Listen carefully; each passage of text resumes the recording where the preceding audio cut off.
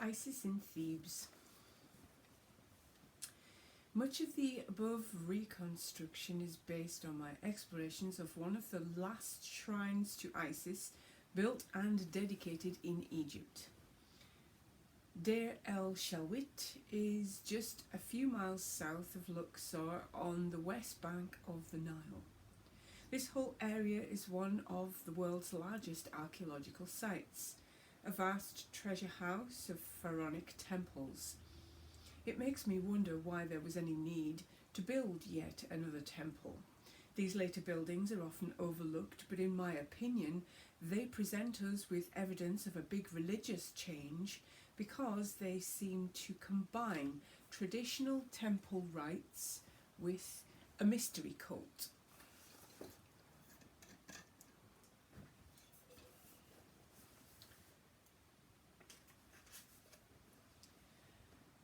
At Deir el-Medina, home of the famous village of pharaonic craftsmen, a small Ptolemaic temple is dedicated to the goddess Hathor.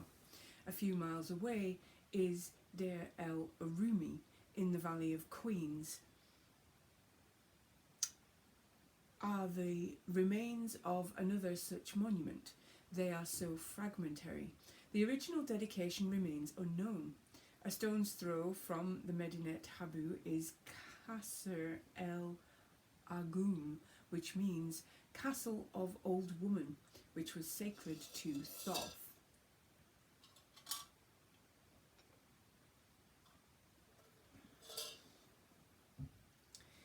As we already know, Deir el-Shalwit featured Isis. Across the Nile is a fascinating extension to the temple of Khonsu at Karnak, known as the Opet, although this is not currently open to the public. Nowadays, these distinctive and related shrines bear the modern Arabic prefix Deir, which means monastery. Monasticism is itself an Eastern innovation whose origins are usually ascribed to Buddhism. The retasking of these temples as monasteries is the work of Egypt's Coptic Christians. Perhaps there was already something in the way they were used before that made them particularly suitable for meditation and initiation. After all, Christianity was itself a mystery cult that then grew within the same milieu. The road to Deir el-Shalwit goes south from the Memnon ticket office, passing the front of the temple of Medinet Habu and through the modern village of Habu. Passing through its winding streets, one is soon in the desert. For several miles the dirt track passes through traces of a city abandoned in the very remote past. This is Amenhotep III's royal colony of Malkata. There is a long ridge east of the track, which was mistakenly labelled as a Roman hippodrome by Napoleon's map makers.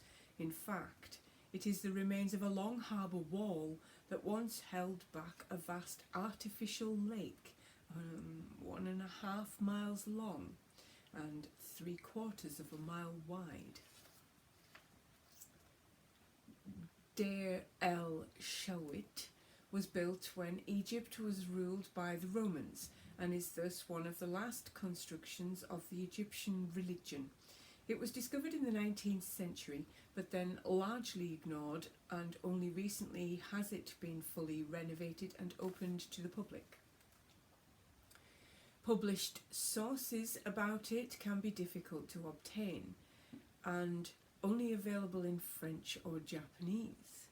Basically, there is one Holy of Holies. These days, Deir el-Shalwit gets very few visitors, as is common at most smaller shrines. If you ask the guard, he will leave you alone for some quiet meditation. I explored the pro-pylon, the formal entrance to the sacred precinct. The causeway leads past a sacred lake in which priests and initiates would have purified themselves before ritual. Looking west, beyond the mud brick temenos, one can see miles of empty desert. In meditation, the desert represents the other world. The central shrine is a riot of images and mythological scenes, which would have kept the adepts well occupied. The neophyte would naturally begin by studying the western wall, which has 4 main tableaux, sandwiched between 2 strips of hieroglyphs showing the dedication and additional information about the contents of each scene. Those above scene 155 read, "This is Isis the Great, the Mother of God, the Eye of Ra, who resides in the mountains of the west."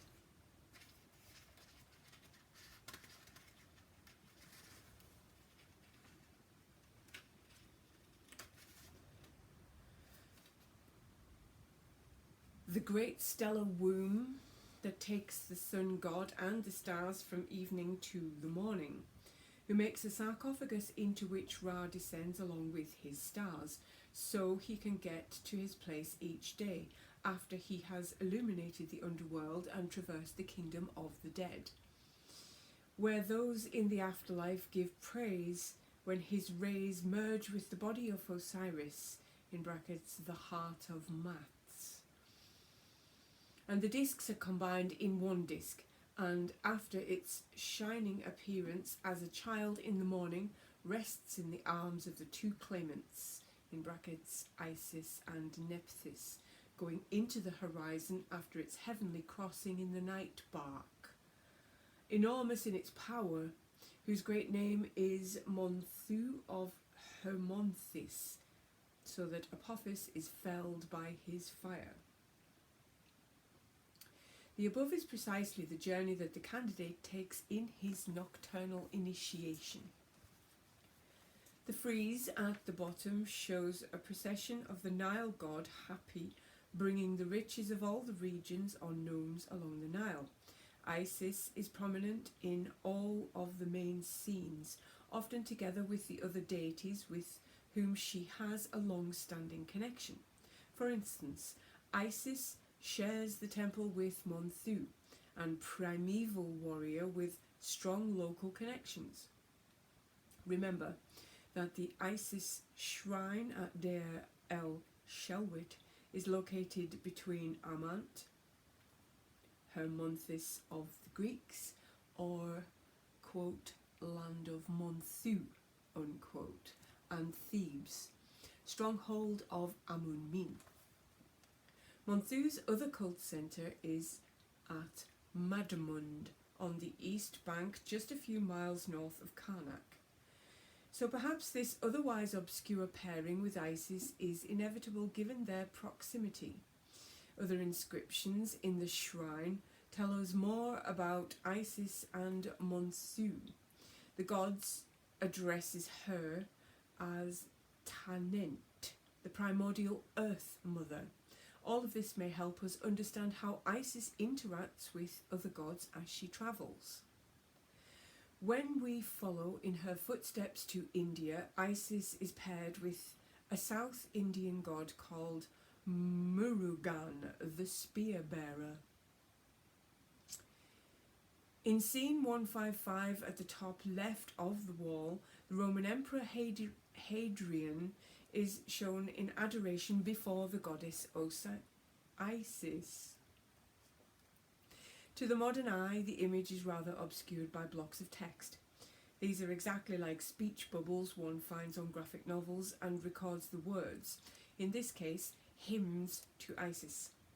The great blocks of hieroglyphs, 10 lines, in the centre of the picture is actually a lovely hymn to the goddess. In it, she takes on the attributes of several older sky goddesses, principally Nuit. Apart from its beauty, this hymn also captures precisely the way Isis assimilated the mythology of older goddesses. The preponderance of astronomical imagery is taken more or less word for word, from the liturgy of the sky goddess Nuit. The dramatic text of Nuit is the source of this story of her eating her own piglets.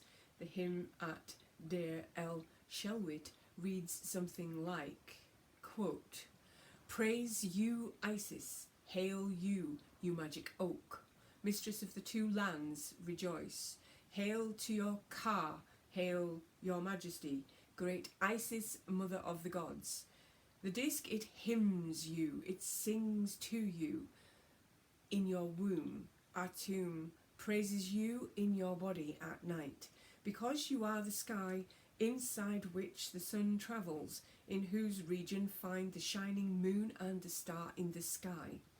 The mouths of the horizon pay homage to you, because you are the mother sow who eats her piglets and gives birth to them every day. In the Sektet boat rising, allowing the affairs of the two truths to reside in the manned jet boat. Ra rises because of you in the early morning, and Atum sets in the night. The immortal star who offered the southern sky, it praises you, because you're the lady of a new year Satis, in brackets Sothis, mistress whose light is at the side of the Orion. The imperishable star gods of the northern sky elevate you. The circle of the gods resting in the necropolis are satisfied because you are the great Ipet, the guard of the Big Dipper, in brackets Seth. The cave dwellers in their lairs rejoice for you, because you are Hathor, the princess of the Westerners. Those which are sleeping on their bellies choose you, for the images on their standards, the two truths in the hall of two truths, because you are the truth about which the two truths are. By your saying is what in Duat you live. The two scenes in the lower register differ. The leftmost scene, DC 152, shows Hadrian offering Ma'at to a double image of Monthu, and in scene to the right, DC 153, he offers Ma'at to another pairing of gods, Amun-Min and Monthu-Re. Monthu is a falcon or bull-headed warrior god, representing the scorching power of the sun, but also, when the black-faced white bull Baka, the raging fury of battle. We are fortunate to have the Deir el Shelwit so well preserved, especially the carvings on the interior of the naos. The layout also gives some clue as to the mechanics of cult worship. There is a, quote, corridor of the mysteries, unquote, that surrounds the inner shrine and must have allowed adepts to circumambulate as well as gain access to the private rooms used for initiations and rites not suitable for the, quote, profane, unquote, i.e. uninitiated. In one of these rooms on the northern side is a place of purification, a webbit, which has a type of crypt commonly found in religious buildings of this time. If you think again of the initiation of Lucis, it seems likely the crypt was in place in which the candidate experienced the hours of the night in hypnotic sleep, rising at dawn with the sun renewed in body and soul. The Indian example to be discussed below has both a secret chamber and corridor. All of these late period edifices show evidence of the evolution of Egyptian religion into the syncretic mystery cults that proliferate at the beginning of the New Age. The cult of Isis assimilated older elements and developed innovative religious activity. In its design, we get a precise snapshot of the work of the, quote, hierogrammatos, unquote, the scribe at the service of the temple, a priest who interpreted sacred texts would be mentor to the neophyte.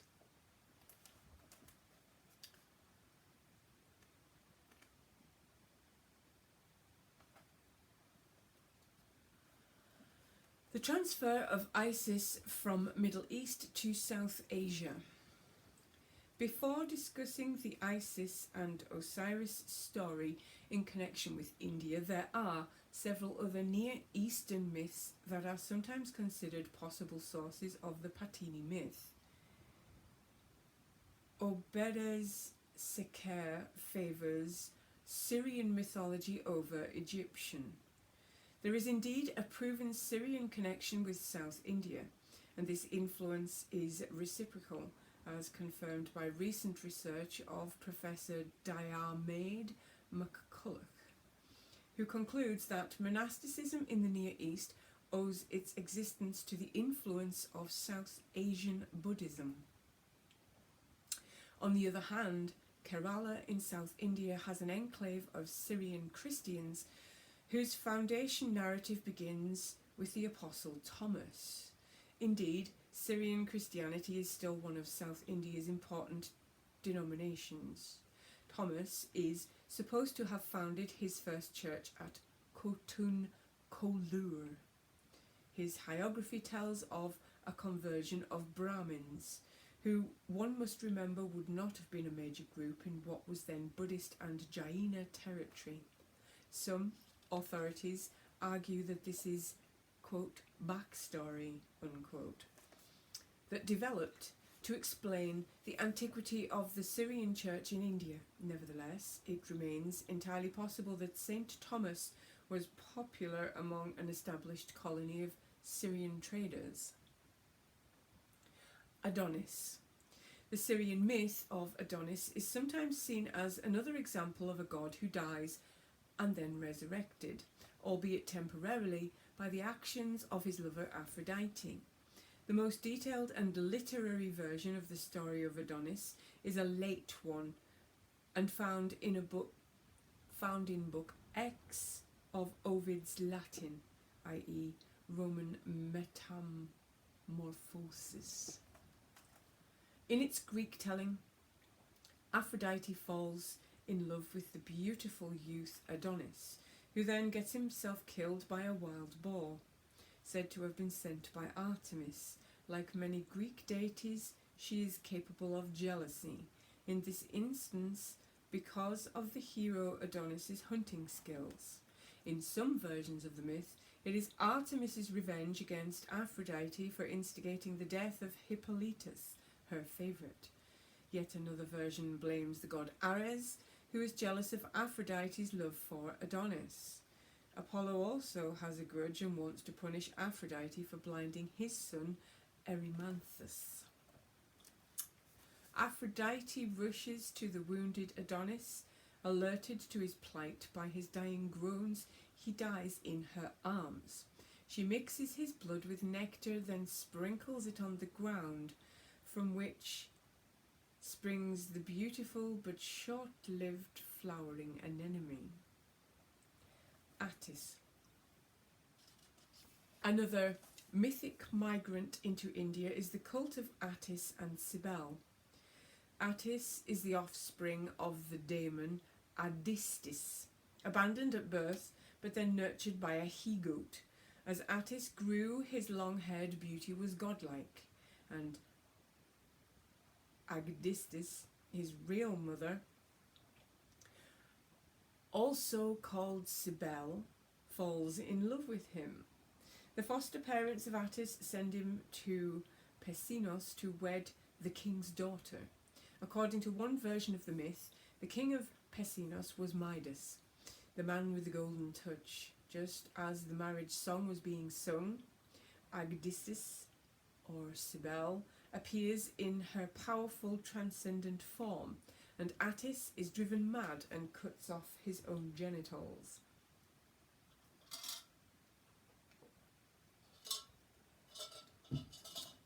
Attis's father-in-law to be, the king, who was giving his daughter in marriage, follows suit, prefiguring the self-castrating Corbiants who devote themselves to Cybele. Agdistis, or Cybele, later repented and saw to it that the body of Attis would never decay.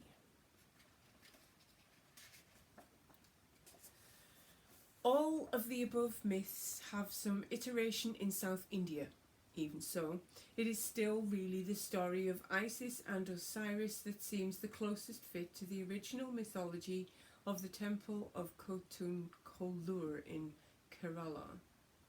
Northern India may have received some of this story via a different source, transmitted along the land route via Afghanistan, the backdrop to Alexander the Great's famous conquest and establishment of a Bactrian Greek monarchy. South India also had its own direct connection with the Near East via the captains and crew of merchant ships. 2,000 years ago, the cult of Isis had reached the Hellenistic form as described above. The goddess of the Egyptians was still perfectly recognizable beneath the Greek innovations. It is this synthesis of Egyptian and Greek cults that we should expect to find in the Indian setting. This does not rule out the possibility of finding additional strata of meaning that had found their way to India during an earlier era.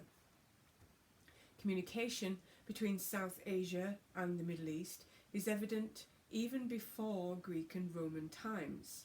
For example, the Bronze Age Indus Valley culture, which flourished from about 3,300 to 1,300 BCE, traded with Egypt.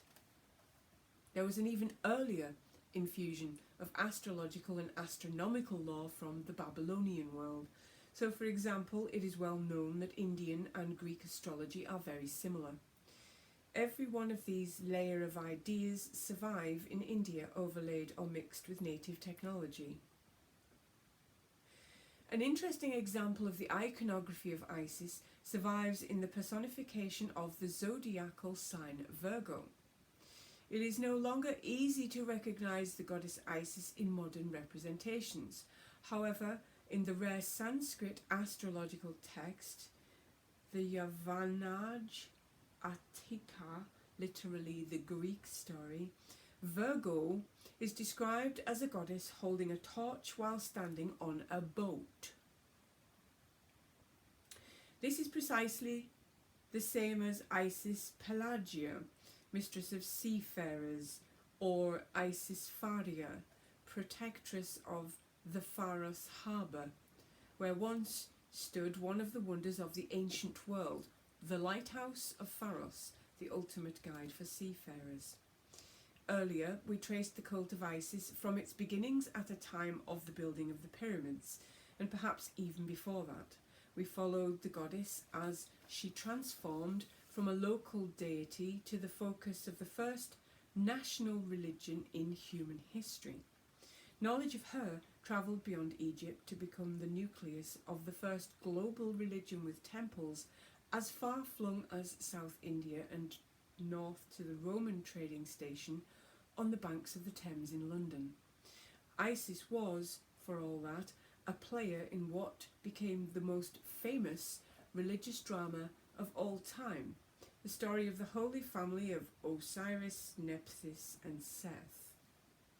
In the beginning she was a subordinate to her husband Osiris. The paradigm of the loyal wife was destined to always remain an important aspect of her cult. But there was also internecine conflict and jealous rage between the two brothers, Osiris and Seth. Like biblical Cain, Seth kills, then dismembers Osiris. After this, Seth tries to hide his crime by scattering and concealing the body parts of his slain brother. In the drama, Isis discovers her magical prowess whilst searching for and eventually finding the body of her dead husband. Isis revives Osiris, perhaps the archetypal and earliest version of the myth of the dying and resurrecting god. But the reward of her work does not last. The resurrection of Osiris is a temporary respite, just enough time for the couple to engender a magical son who will eventually grow, protected by his mother, to avenge his father and take his rightful role on the throne of Egypt. Richard Fiennes suggests that Indians would have recognized the Egyptian myth as an example of their own belief in the power derived from suffering. The lamentation of Isis for Osiris is echoed in the Indian goddess Patini's overwhelming grief for her husband Palanga. Isis and Patini are both archetypal Mater Dolorosa. This is what Joseph Campbell calls a monomyth, a perennial story that has entered into the web of almost all of the current batch of great world religions. From these simple beginnings as consort to the god Osiris, Isis accumulates more and more powers.